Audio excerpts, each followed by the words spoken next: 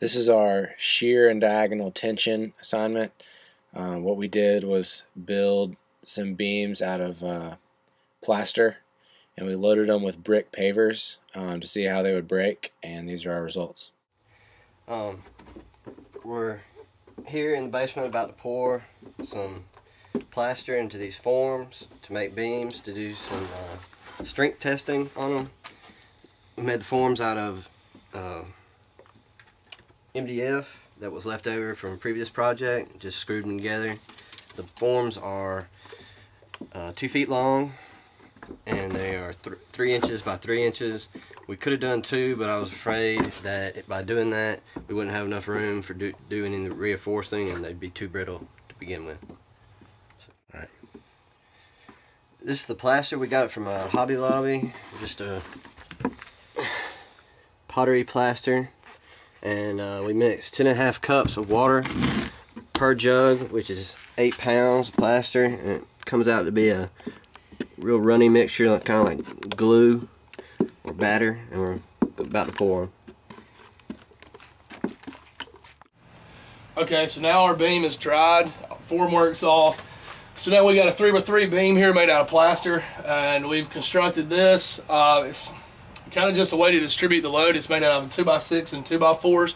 That way the load is not going directly in one place. It's being evenly distributed. So now we're just going to load it up and let her break. Also, the blocks that we're going to put on top are 34.6 pounds per brick or per block, and the system that we've put up here to distribute the load is 5.8 pounds. So before we start, we've already got 5.8 pounds on the beam. We expect to get some diagonal tension forces in our beam. We've got the up and down forces opposing each other due to the uniform distributed load on the beam. We've also got some horizontal forces opposing each other due to the shear forces on the beam. When you combine the horizontal and vertical forces, you've got 2 opposing diagonal forces pulling away from each other in the beam, which should give us those diagonal cracks like we saw in the video. Alright, let's do this.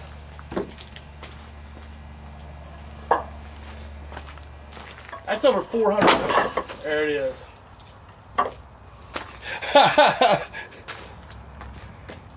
Jackpot.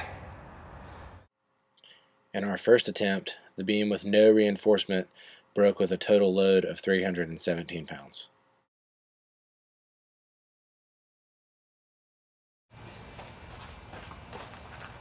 There we go, perfect.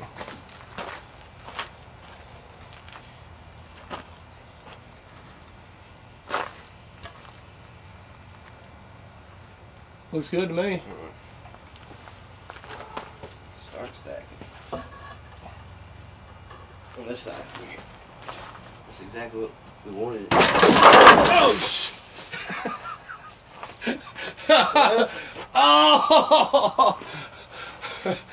Oh! Our second beam with no reinforcement broke with 286 pounds of total load added to it. Neither of our beams so far have broken in the shape that we saw in class.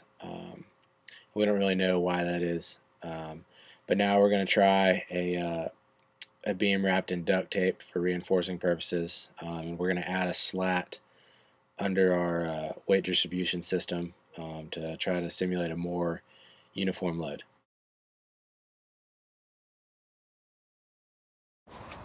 Alright. This bit. It was broke. Right there. We'll add another one. No? Just add another one. Don't we need to show it breaking? Well, the sound is editing, but we're going to show it because if it breaks, we're going to see that metal. Not necessarily. I bet you that thing will tumble to the ground. The metal? No, the whole thing.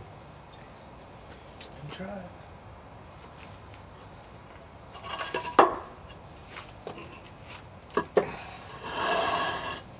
Oh, now it's not going to break now.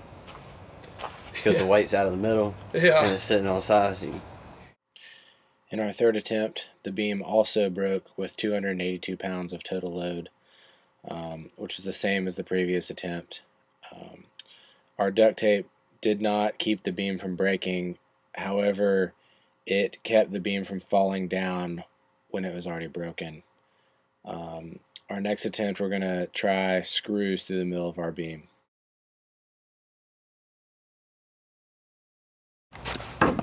Yep. Does that look good proportion wise? Yeah. 2. How many is that?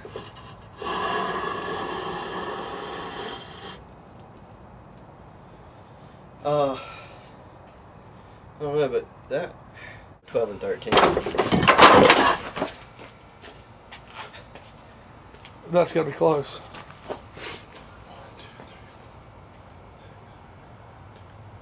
12. 12. Our fourth attempt with the screws for reinforcing was our strongest beam. It broke with a total of 421 pounds.